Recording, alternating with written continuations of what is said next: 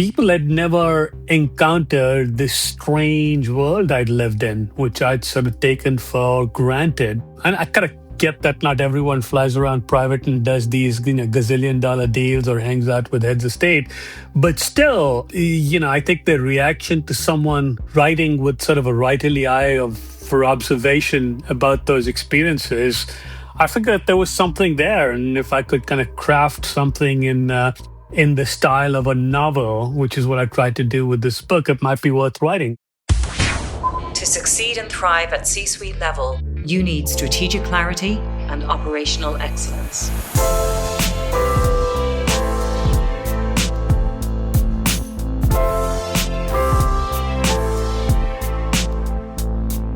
How are you doing? It is time for the C-Suite Framework podcast again. I hope you're doing very well. I hope January is going well for you if you're listening to this in real time. We have an absolute cracker of a podcast today. I have been chasing down this person to come and join the podcast for the best part of a year now. And I am absolutely thrilled to have Alok Sama come and join us shortly. Alok is the former CFO at SoftBank, the enormous investment vehicle chaired by Masa San and the one behind the £500 billion investment in AI that's going on in the States at the moment. An absolutely huge organization, a huge man, a huge personality. Alok has written a book about his whole experience at SoftBank called The Money Trap, and I reviewed that book last year for Banking Risk and Regulation. Loved it at the time. And as I say, that has culminated in Alok joining us today. And lots of lessons to take from it, both on the sort of personal side, what the impact of some of those roles can be on you, but also what he learned along the way and what he thinks about the world right now. And with more than a little bit of literary flourish and a nod to the arts and the art of writing as well. So I really hope you enjoy it. It's a great one. While I've got you, please remember to check out www.csuiteframework.com, where you can find out all about my books, courses, and so on and so forth. And great news to say, there will be a new book coming this spring. It is well underway, well advanced, with a fantastic co-author, but I will share more about that in a future podcast. In the meantime, let's cross over to Alok. I am thrilled to welcome to the C-Suite Framework podcast, Alok Sama. Alok is the author of the best-selling literary memoir, The Money Trap, Lost Illusions Inside the Tech Bubble. He serves as a senior advisor to Warburg Pincus, chairs the advisory board for Valhalla Ventures, and is a director of Bear Capital Partners. Alok was formerly president and CFO of SoftBank Group International and chief strategy officer for SoftBank Group. While there, he led the $59 billion merger of Sprint and T-Mobile, the acquisition of Arm Holdings, the disposition of SoftBank's stake in Alibaba, and many, many other deals. Alok, it is an absolute pleasure to welcome you to the podcast. Thank you for being here. Thank you. Nice to be here, Jennifer. So, Alok, first of all, congratulations on the book. I reviewed it at the time for Banking Risk and Regulation. I absolutely loved it. It has won awards and received critical acclaim. But before we get into the content of the book, and obviously we'll focus on that, I just wanted to talk to you about the writing, because I thought the writing was exquisite and it looked like you went and got an MFA in creative writing from NYU. So I just wanted to ask you, how important was it to get the writing right in this book? Yeah, thank you. Thank you for the compliment. That's very kind. People assume that I did an MFA with the objective of writing this book or doing a better job of writing this book, which is actually not the case. I mean, I've had this writing bug, sort of a closet ambition for a while. And the last thing I thought I might do, and I wanted to do it the right way, approach writing the right way. In other words, I mean, I'd written a blog and I'd written a little bit, but it would have been very presumptuous to think that I was ready to, I was ambitious about my writing. So I thought the right way to do this would be to seriously invest in myself, and dedicated myself to this 2-year MFA program. Work, kind of had as mentors some of the finest writers in America. Jonathan Safran Foer has been one of my writing mentors. Other people in the faculty include Zadie Smith, Hari Kunzru, Joyce Carol Oates. It's really just a terrific group of people. I didn't think I would write this book because, if you've read the afterword, I make the point that executive memoirs tend to be, excruciatingly boring. I'd never actually read a book written by someone with my background. It tends to be about people kind of blowing their own horn or settling scores and stuff like that. But then I realized as I was in the program, because part of what you do in an MFA program is you're in writing workshops and you can write about whatever you want to write about and you can share your writing. And I kind of realized that when I wrote a little bit about my experiences, that people had never encountered this strange world I'd lived in, which I'd sort of taken for granted. And I kind of get that not everyone flies around private and does these, gazillion-dollar deals or hangs out with heads of state. But still, I think the reaction to someone writing with sort of a writerly eye for observation about those experiences, I figured there was something there. And if I could kind of craft something in the style of a novel, which is what I tried to do with this book, it might be worth writing. So that was the genesis of this book. And my ambitions go way beyond this book in terms of writing fiction, etc. But that's a long-winded way of answering your questions. That's kind of where we got to where we are. It really shows, and the opening of the book particularly feels like the opening of a spy novel. It's great, and I'm going to include your quote about double leverage because I just thought it was so evocative. You said double leverage is like chasing espresso martinis with Red Bull shots. You could fly to the icy peak of Mount Everest and crash to the dark bottom of the Mariana Trench faster than a cheetah chasing a gazelle. That's I think the best description of leverage I've ever heard. So. Double leverage. Yeah, that's right. Yeah. Leverage upon leverage. And there was a lot of that. That's what almost blew up the world in 2008. But there was a lot of that at SoftBank too. Well, indeed. And listen, let's get into the world right now. There are some great lessons in your book. And in fact, I will include in the show notes here, I distilled 8 lessons that I took as a chief risk officer from your book.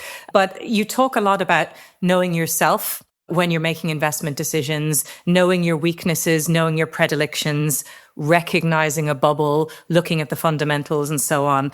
How would you characterize what you see in the markets at the moment?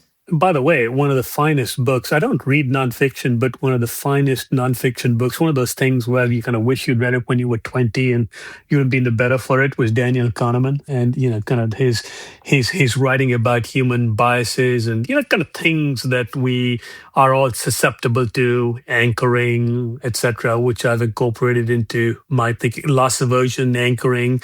Really, really powerful concepts. But coming back to your question directly, very popular question, kind of where are we? Are we in a bubble? It's an interesting question, but it's actually not a very useful question or even an answer because I think I'm pretty good at spotting bubbles. And I actually think most people are. So we could all, sitting in 1999, you could all agree that most people could agree that we're in a bubble and things are overvalued.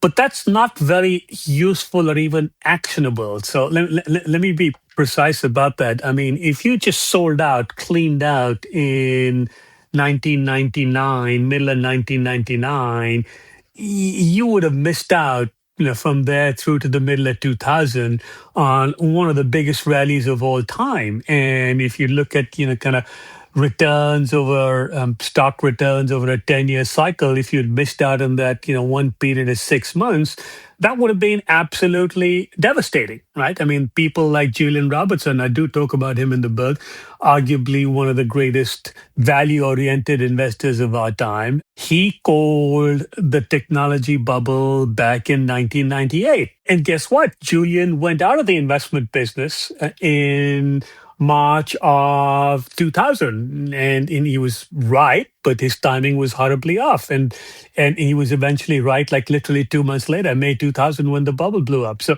I think we're in an environment now. We're in a bubble. It's just very tough to kind of figure out when it explodes, implodes. I'm not sure what the right word is, but let me be even more granular on that. I don't believe we're in a bubble in public markets. Public markets are expensive, but they're not completely irrational. And again, just to be specific, the closest comparable we had going back to the last big technology bubble in 1999-2000, the closest comparable to NVIDIA, which is the poster child for this AI bubble, was Cisco.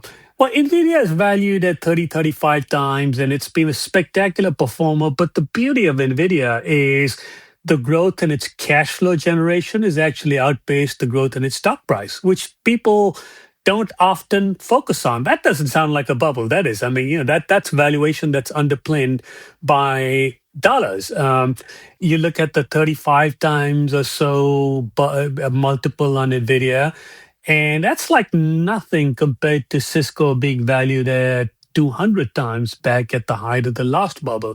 So I don't think we're in a bubble in the public markets per se, where things get downright silly is in the private markets, where you have AI startups who are just based on, kind of not even having a product, let alone revenues. You have valuations that stretch into, $10+ billion. There's a lot of silliness in the private markets.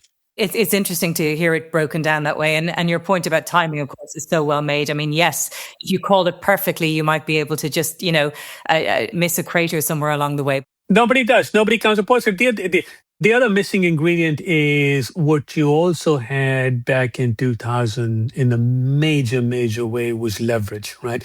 Because the real bubble, the real crash, I should say in 2000 wasn't necessarily tech. It was more telecom, where you had companies like Global Crossing, which were built in a mountain of high yield leverage that went from $50, $60 billion to nothing. And I think in this case, the capex, to the extent that there's leverage and you're beginning to get a lot of leverage invested in data center infrastructure, most of that leverage is at the level of companies like Google, Facebook, Meta, Amazon, who are investing in AI infrastructure, but they can afford to. Oracle may be the only exception. It's solid investment grade, but Oracle is the only balance sheet that looks somewhat stressed. Yeah, and the markets are absolutely calling that out in terms of the CDSs and so on. I mean, I didn't intend to kind of make this all about AI. I mean, I think the question for a lot of people about AI, though, is the obsolescence of what's being built. This massive investment in data centers and in chips and so on, and they're evolving so fast that the sort of the pace at which they may become outdated, I think, is maybe a question in terms of the valuations here. I think you're very perceptive to pick up on that, because people often point to the comparison with the year 2000 and they say, well, telecom companies may have overinvested in fiber optic infrastructure, but they were eventually right because demand caught up. The big difference is you can have dark fiber in the ground, and it can remain unlit for 10 years, and then you light up and you're in business. But that's not the case with data centers, because so much of the investment is not just dumb real estate and racks. That's a part of it, of course. It's not just that piece of the infrastructure. It's the actual chips, and the rate of obsolescence is quite high. I mean, it's like Nvidia is committed to kind of a new generation of chips every year. So I think that's a huge issue. Now, having said that, the flip side of it is there's been a lot of announcements, but that is not manifested itself into a lot of that money hasn't been spent. And I, for one, haven't actually gone and done diligence on, how much people are actually committed to spending. Deals can actually be recut, but we shall see. I mean, it's an interesting period. Yeah. Keeping on the topic of timing that we were talking about, your former boss, Masa-san, famously adopts a 300-year planning horizon. I was curious as to how that manifests day to day. Like how do you?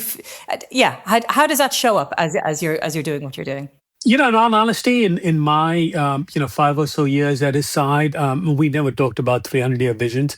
But having said that, it's fair to say that Masa-san really does have an uncanny ability to call mega technology trends. And he's done that not just once or twice, he's done that repeatedly.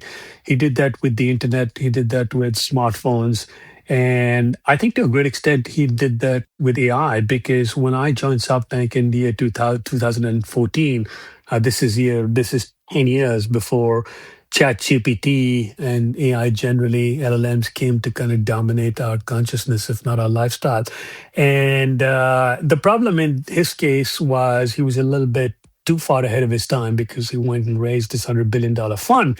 And even though this vision of AI was back in front of his mind, there's no way you could have spent $100 billion on AI in 2016-17, right? So he was a little bit ahead of his time, but he really does have a remarkable ability to call technology megatrends, and he really does live in the future. So to that extent, this sense of sort of living in the future, that was pervasive. I mean, the I talk about this in the book. If you might recall, the first time I meet him, I see him go see him in his office, and the product he talks about is Pepper the robot, right? And when now this year, last year, this year, that whole vision of robots, whether it's autonomous cars or whether it's Tesla's Optimus robots, I mean, that's becoming increasingly real. But again, Masa was there, and he came up with Pepper the robot in 2014, too far ahead of his time. The tech didn't quite get there fast enough. That company, Aldebaran Robotics, is a French company he bought, went into bankruptcy. But he was seeing it. He was spot on in the vision, just too far ahead once again. Yeah. ADF, the confluence of things, you can be too early, too late. It's got to come together at the right time. Let's get into a little bit about the operation of some of these unbelievable organizations that you invested in. And I listened to another podcast that you gave, and you talked about the fact that Masa-san was, to you, primarily an operator more than an investor. And a lot of listeners to this podcast are COOs, people who are day to day in organizations. Talk to us a little bit about how he got his hands, and you as well, I'm sure, got your hands on the businesses that you acquired. And what were some of the more effective transformations that you saw and took part in? Yeah, sure. I mean, just to tweak that statement you made, he wasn't only an operator. I think the point I was making is people get that he's a visionary. So I think that visionary sort of living in the future is what really sets him apart. But what he also is, which is not something he gets credit for, is being a great operator. And just to give you a couple of examples, and both of which I do talk about in my book, actually, probably one more than the other. One is buying out Vodafone Japan, which was a company that was literally bleeding money when he bought it. In fact, it was such a horrible business. Vodafone actually lent Masa money to take it off their hands, to lend him $6 billion vendor financing, right? And he bought that company on the back of a handshake with Steve Jobs, that if Steve came up with an iPhone, he would give Masa an exclusive for Japan. And Masa personally took on the mantle of leading that company, and it was a big part of his comeback story after being wiped out at when the internet bubble burst. And he kind of invested in this data network in Japan. And when I first joined SoftBank in 2014, I'd go to Japan, and I had a home in San Francisco, and I'd look at broadband download speeds in San Francisco in my broadband cable network at home. And I would look at download speeds wireless in Ginza in downtown Tokyo. And I was getting better results in Tokyo. And so again, kind of investing in that, arguably over-investing, certainly investing ahead of demand, predicting that smartphones would completely revolutionize the demand for wireless data, kind of that's what drove that transformation. He's done that again, or he did that again with Arm, which is a British company that he bought in 2017 and 2016 rather. And that transformation was kind of a realization that there would be demand for intelligence at the edge of the networks for energy efficient chips, which is the secret sauce for Arm, energy efficient, intelligent chips at the edge of the network, and completely repositioned the company towards not just designing chips for mobile devices, which is what Arm was doing. That was almost 100% of its business when we bought the company, to designing chips that could be intelligent chips that could be at the edge of the network in autonomous cars, in robots, etc. Right? And IoT, exactly. So again, kind of transformation, and that drove a company that might perhaps, if it had counted only on smartphones, might have gone ex growth, right? Because smartphone demand had pretty much plateaued, and into what it's become now, which is a supplier, designer of, they're coming up with patents increasingly. Getting the benefit of royalties from chips deployed at the edge of the network, and that's resulted in over $100 billion of value creation. That's been a huge success story too.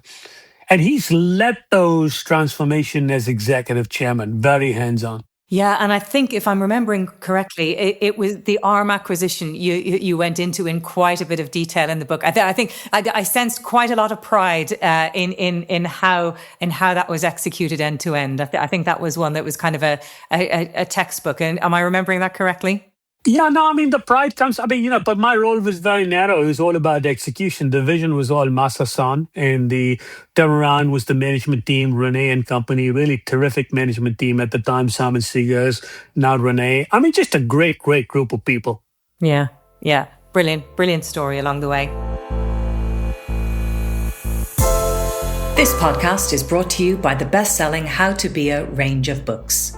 These books, authored by me, Jennifer Geary, in collaboration with other seasoned experts, break down roles such as the COO, Chief Risk Officer, Chief People Officer, and Chief Sustainability Officer into their component parts.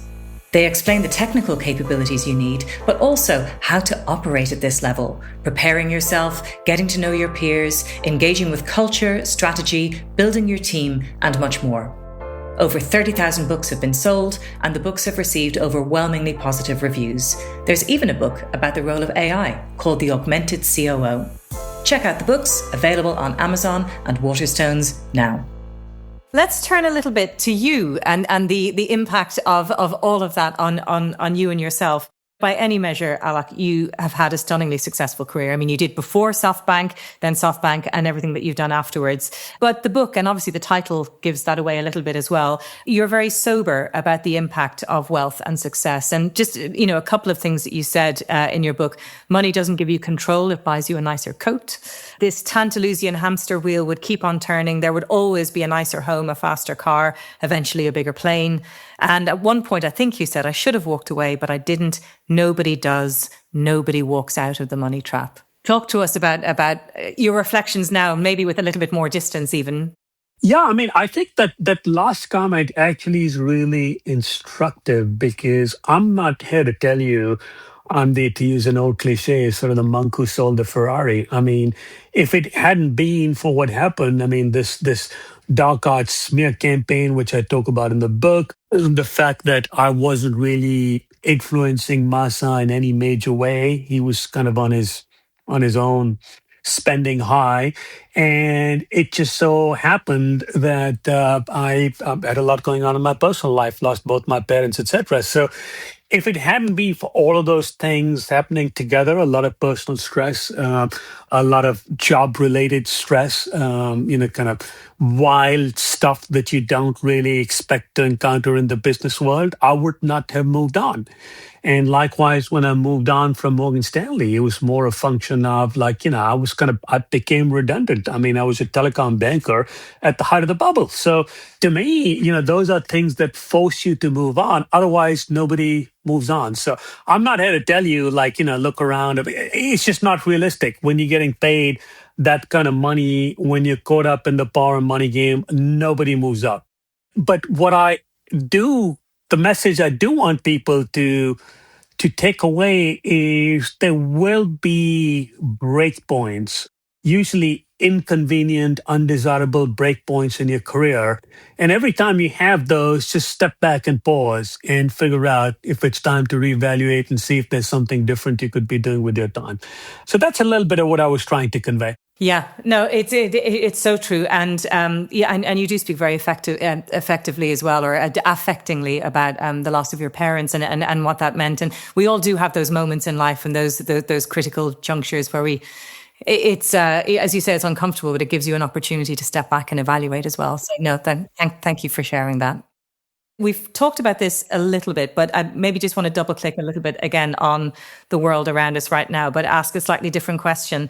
As we look at what's going on around us, the massive overinvestment in AI, the upending of the geopolitical order that we've known for 80 years or so, I feel like we're living in one of these busy news times right now. You sort of checking the news very rapidly. What trends, what indicators, apart from the obvious ones, do you look at? And any insight into what you might do next or where you might go next or what's interesting to you?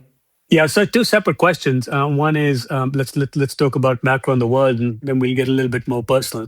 I'm going to, I don't know if you meant it, but I'll treat that as a two-part question. The first is let's be very careful about our choice of words. You used the word overinvestment, and you took that almost for granted because that is the prevalent narrative today, which is that we're overinvesting.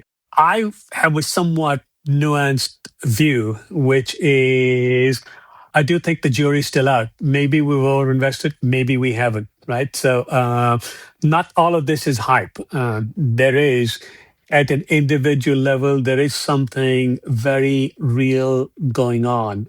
I mean, just to give you an example, a lot of what I do is write. Now, happy to talk a little bit about that. But even as a writer, I'm sort of in a unique position. Most people in the writerly world, and I'm still very much in touch with that world, agents, publishers, and serious writers of literary fiction, have an extraordinarily cynical view of AI. I kind of straddle both worlds. The writerly world for me is still aspirational. The technology world, at least for me, has been very real.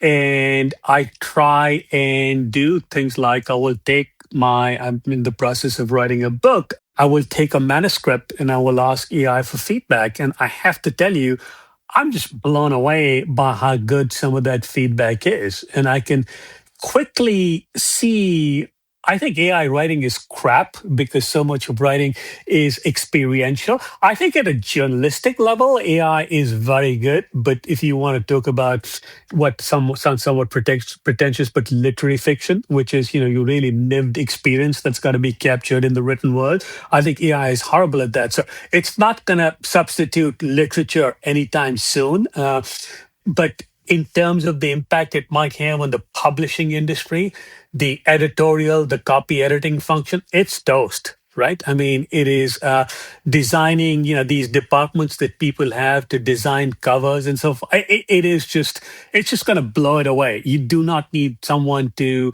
write copy for what goes on in the back to summarize your book or what sells.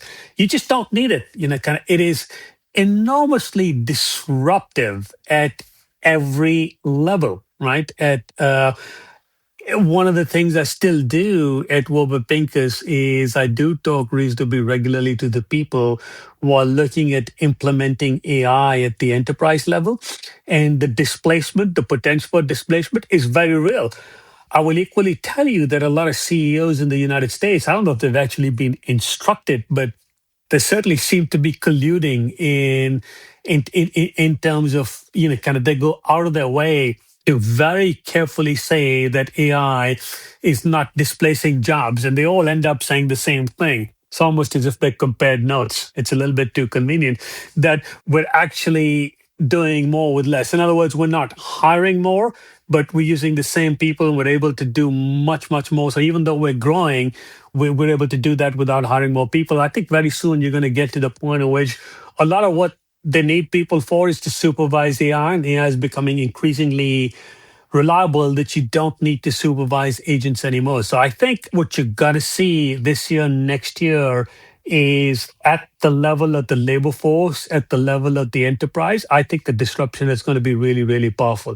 I don't buy this narrative that there's not much happening at the enterprise level, or people will occasionally, whether it's the FT or the Economist, will, not that they're being misleading, but it's just the narrative that they're being fed by enterprises is that, oh, experimenting, we're not really sure. I think it's going to hit you like a tsunami at some point in the next 1 or 2 years. So I think that is all unfolding. Now, coming back to the personal level, I am very focused on writing.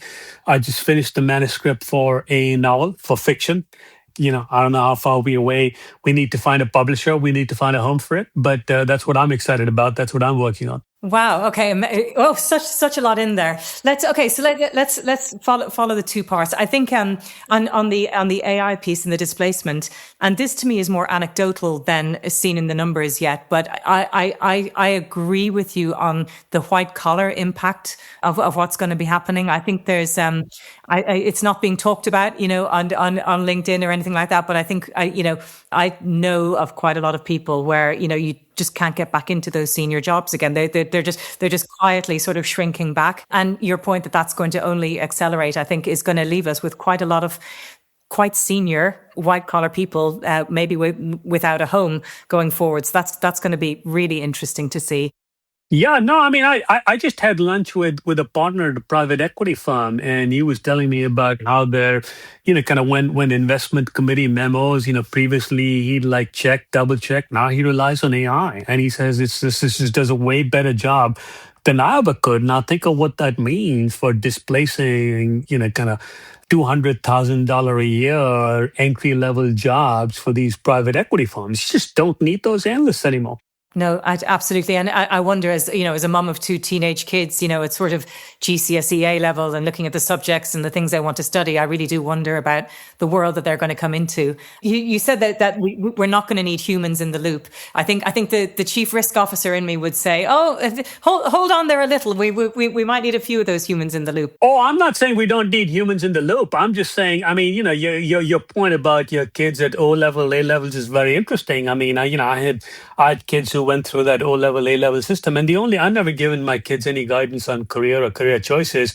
But the one thing I've been unequivocal on is what you should think. The only thing you should think about studying at the college level is don't do stuff like computer science or business or whatever. These things are like come in and out of fashion. Just learn to think critically. Liberal arts, right? That might mean, I think American universities are great, where you could just, you can study psychology and film studies and literature or whatever, or you want to go and study classics. Fantastic, right? I mean, just educate, read books, learn to think critically, develop intellectual curiosity. That's never going to go out of fashion. Right. So it's not as if humans, our intelligence or curiosity is going to go out of fashion. It's just that things like coding or routine analytical jobs, you just got to move up the hierarchy. For writers, right? I mean, if you want to do genre fiction, for example, right? I mean, if it's formulaic, you got to be out of business. But if it's literary fiction, a higher level of, kind of lived experience in writing, that's a much higher bar. So, for humanity as a whole, whatever you're doing, the bars just got raised. I take some comfort from this. So, from my books, because they are about, usually with me and somebody else, between us about 50 years of lived experience of like, this is what I wish I'd known. This is what they don't tell, these are the things which hopefully will keep, we'd retain a little bit of exclusivity there. But it's funny, Alok, because, you've gone with a publisher. I'm self-published. What I've seen for, the 8 years I've been writing is, the platforms, the gig economy, all the different bits and bobs that you need along the way. And of course, AI is helping with that as well. So I do agree with you. I think that the publishing sector is already very changed and will only change further.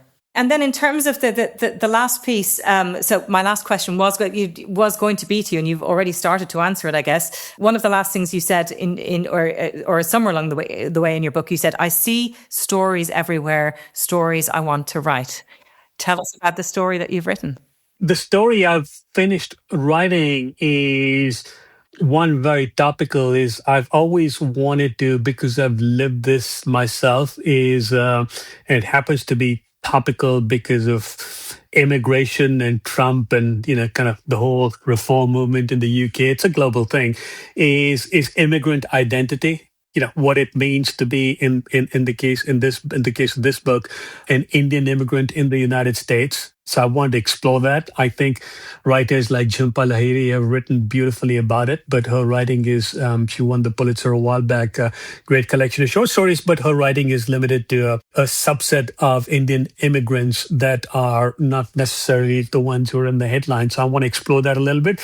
The other thing I'm completely fascinated by is why people go over to the dark side. People who come from kind of fundamentally good values, who get caught up in the culture of greed on Wall Street and kind of cross the line, why that happens. It's something to explore. I'm not trying to make generalizations or point fingers at any community or anything of the sort, but it's just something I'm trying to understand better in my writing. And do both of those themes come across in your? Yeah, absolutely. That's what I'm trying to do. Well, I hope so. Anyway, that's the hope. Yeah. So the lived experience of immigration, and then the factors and the motivations and the things that happen to derail people along the way. That sounds absolutely fascinating. And yeah, as an Irish woman living in London for 23 years now, that sounds like an excellent read. No, I'm always you mentioned Ireland. I mean, I'm fascinated by why Ireland punches so far above its weight when it comes to literature, right? I mean, people have tried to give me answers for that. I've never come up with this. This might be completely off the record, by the way, but I can't resist asking, since you're a writer yourself. I mean, people have told me there's an Irish tradition, kind of Gaelic tradition of storytelling or whatever, but that seems a little bit too simplistic. I mean, it just blows me away, kind of from James Joyce to, Rooney to whatever. It just keeps on coming, and it's great, great stuff. There is, well, I mean, it's a lovely thing to say, and it, I mean, it is true in terms of Irish writers. There's a couple of things that I would add to what you said. We are a nation that had its own language, Irish, and then had to learn and have English kind of put upon us, particularly in the 1800s onwards. And there's something about the way Irish people speak English. It's interesting when I went and spent a month in the Gaeltacht speaking only Irish, as a lot of Irish kids do, I realized how much more naturally the phraseology came to me. It was interesting. The way that we speak actually lent itself more sometimes to the Irish. So there's something about the Irish and then speaking it through English that there's a lyricism maybe that comes from that. There is the storytelling, there is the pubs, there is the drinking, there is the company, there is something about that as well. But there was also an article in the FT about how Ireland subsidises writers and arts and creators as well. Well, that's interesting. I did not know that. Is that still the case? I will send you, and I'll include in the show notes, a link to an article in the FT that talks about how Ireland is paying stipends to creators to just, so that they can do the job that they need to do. Oh, wonderful. Okay. Okay. That's interesting. Nobody actually ever told me that, because, I mean, I think this is true of filmmaking in France, for example, right? I mean, I think it's wonderful, right? I mean, European cinema, that's actually at the heart of that. If you want to talk about role of government, that's the one area, probably the only area. I mean, I'm kind of a free enterprise guy, but I think that's actually the one area where governments really do need to step in. I think French cinema is wow. It's a gift. I mean, they do just beautiful movies, and it's subsidized. Absolutely. If we value art, music, I mean, one of the things I think we really undervalue is music.